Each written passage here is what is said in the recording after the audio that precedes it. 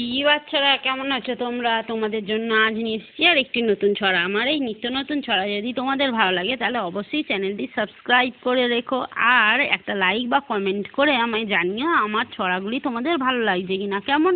তো চলো, আজ আর বেশি কথা বলবো না, আজকে একটাই মজার ছড়া শোনাই। ছড়াটি তোমরা সকলেই শুনেছো এর আগে, তোমাদের এটা কেমন লাগে অবশ্যই জানিও। কেমন? আজকে ছড়াটির নাম রানীর রান্না, লিখেছেন সুকুমার রায়। ছি ছি ছি, রানী রাঁধতে শেখেনি, জ্যাঠাইমাকে বলছে ডেকে ঝোলে মশলা দেবো কি, শুক্তো নিতে ঝাল দিয়েছে অম্বলেতে ঘি।